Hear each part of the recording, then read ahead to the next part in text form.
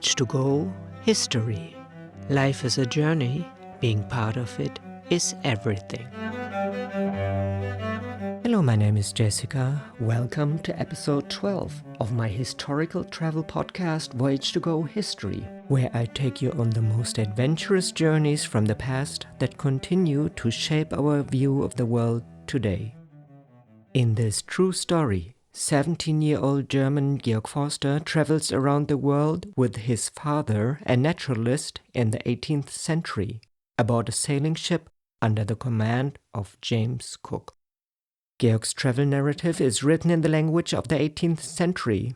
To make it more understandable, I have largely translated it into modern language. His knowledge is that of the late 18th century, so I will place some of his statements in context and provide additional information.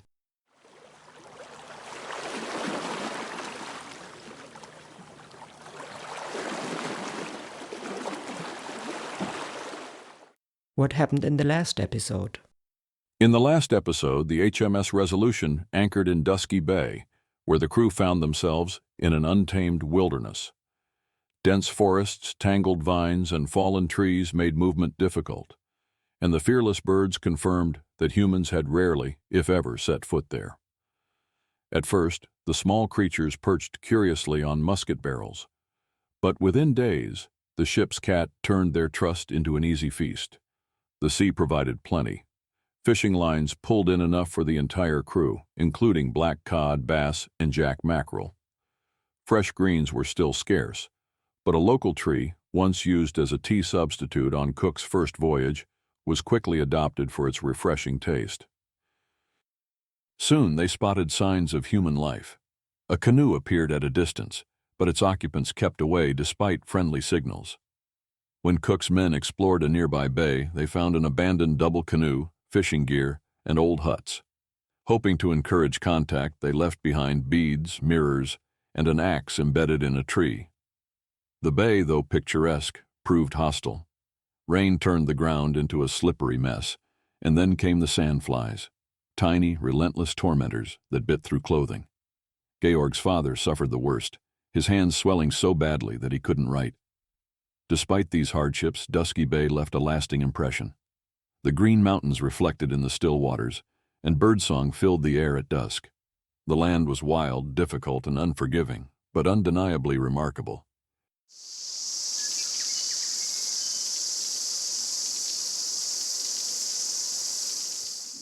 Tuesday, April 6th, 1773, Dusky Bay, New Zealand.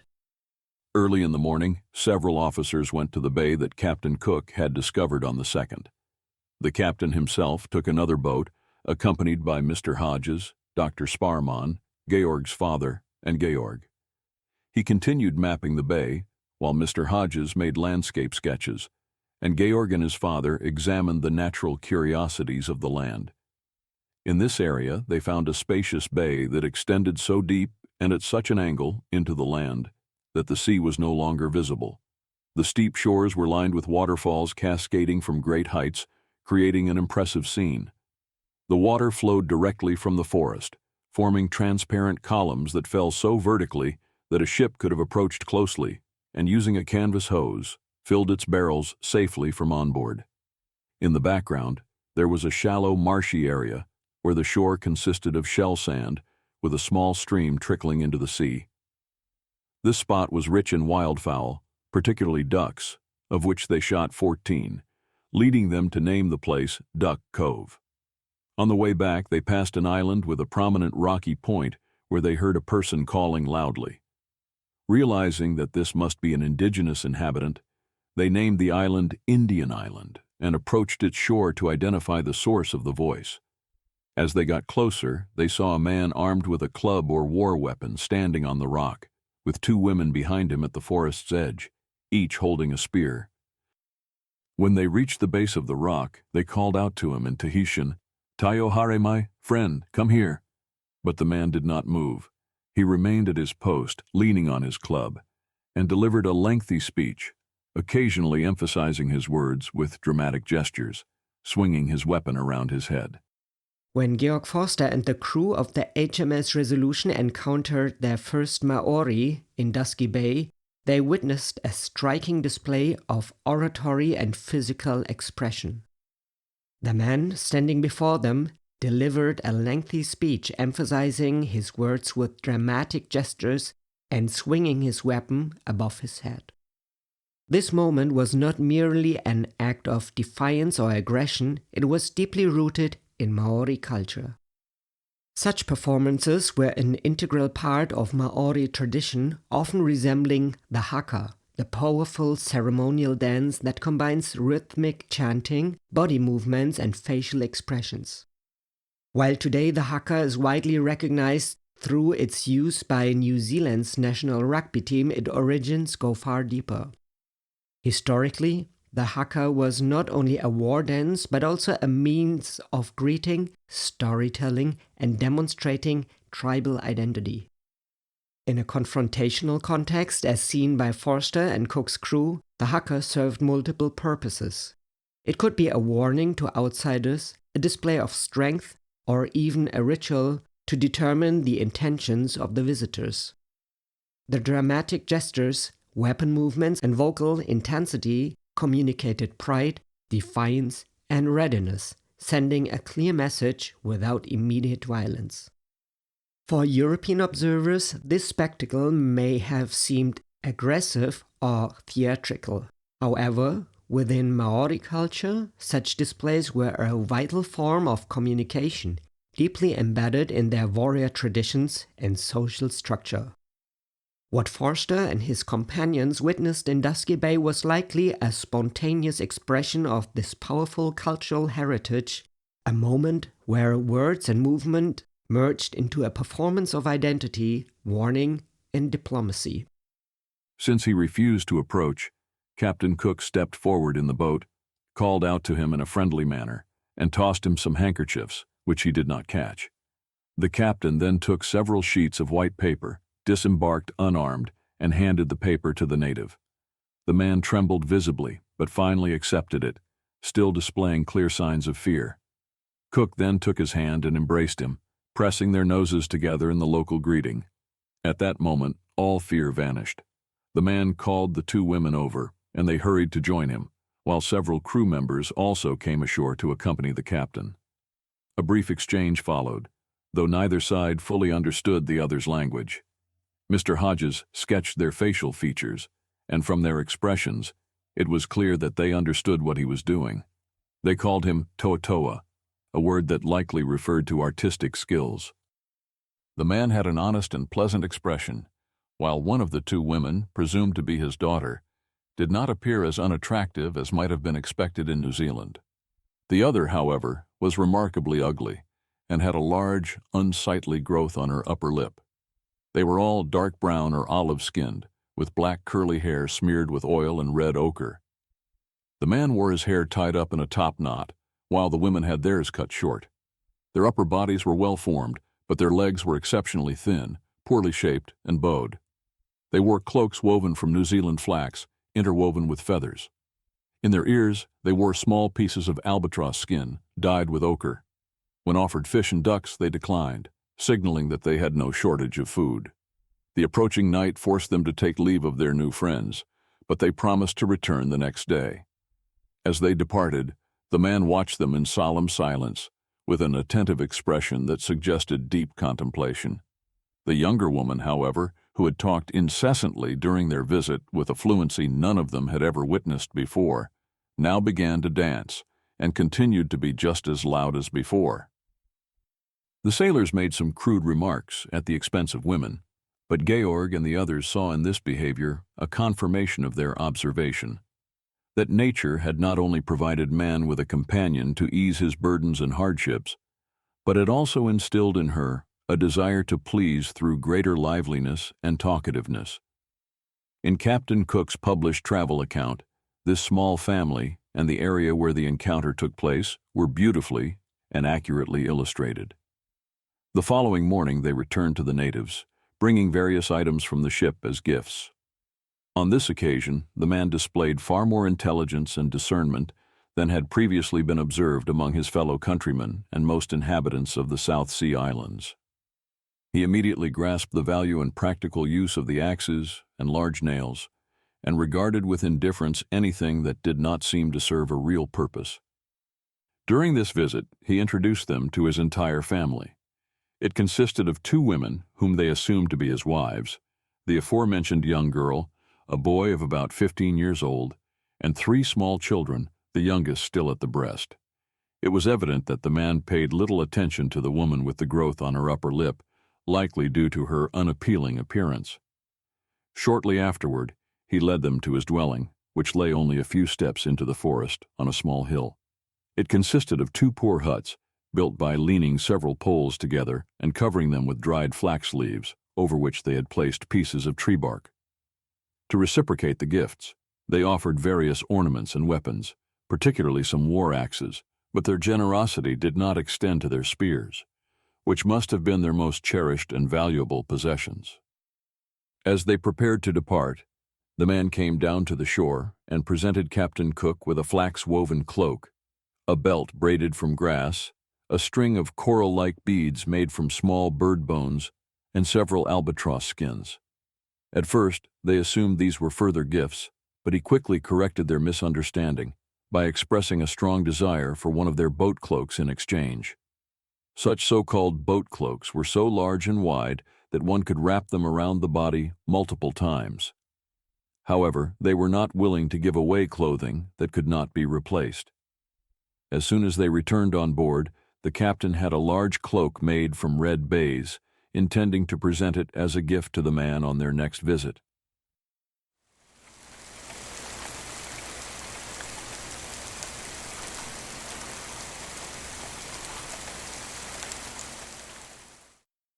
The following morning, rain prevented them from visiting him, but when the weather seemed to clear in the afternoon, they sailed to the island of the natives. Since the islanders knew they were coming, it was surprising that none appeared on the shore to welcome them. Even more puzzling was that no one responded to their calls. Nevertheless, they went ashore and, speculating about the cause of this unexpected behavior, walked to their dwelling. There they soon discovered the reason. The islanders were preparing to receive them in full ceremonial attire. Some were already fully dressed, while others were still getting ready. They had combed their hair, greased it with oil or fat, tied it up on top of their heads, and adorned it with white feathers. Some had strings of feathers bound around their foreheads, while others wore pieces of albatross skin with white down still attached in their ears. In this state, they greeted their visitors with joyful shouts and received them standing, displaying various signs of friendship and sociability. The captain, who had been wearing the new red baize cloak himself, took it off and handed it to the man. Overjoyed, the native immediately pulled a patu-patu, a short, flat war club made from a large fish bone, from his belt and gave it to the captain as a return gift.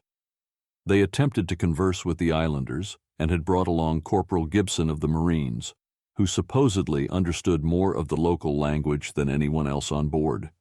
He was particularly skilled in the language of Otaheite, and the difference between this and the language of New Zealand was merely that of 2 dialects. The languages spoken in New Zealand and Tahiti share remarkable similarities, highlighting a deep linguistic connections among the peoples of the South Pacific. When Captain Cook and his crew arrived in New Zealand, they quickly noticed that many words spoken by the Maori were almost identical to those used in Tahiti. This linguistic resemblance was a key clue to the shared origins of these distant island populations. Both Maori and Tahitian belong to the Polynesian language family, which extends across the vast Pacific Ocean, from Hawaii in the north to Easter Island in the east and New Zealand in the south. This language group is a branch of the larger Austronesian family, one of the world's most widespread linguistic groups. The close relationship between Polynesian languages is the result of centuries of oceanic migration and cultural exchange. Despite the great distances between the islands, Polynesian sailors maintain communication through long-distance voyaging. These early navigators carried not only material goods, but also their language, which evolved in slightly different ways depending on the region. However, fundamental words for family members, body parts, numbers, and natural elements remained largely unchanged, making it possible for Tahitians and Maori to understand each other to some degree. The linguistic connection supported early European theories that Polynesians were part of a single, widespread culture that had spread across the Pacific through migration. Today, linguistic studies confirm this ancestral link, demonstrating how language serves as a living record of the incredible seafaring traditions that bound the islands of the South Pacific together long before European contact. Despite this, they could not make much progress, as the family seemed to speak with a particularly harsh and thus unintelligible pronunciation.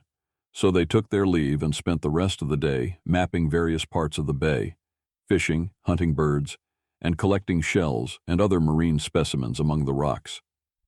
The weather remained cloudy throughout, but in the areas they visited, it did not rain. However, when they returned to the bay where the ship was anchored, the crew reported that it had been raining constantly in their absence. Indeed, they later observed that it often rained in one part of Dusky Bay, while not a drop fell just a short distance away.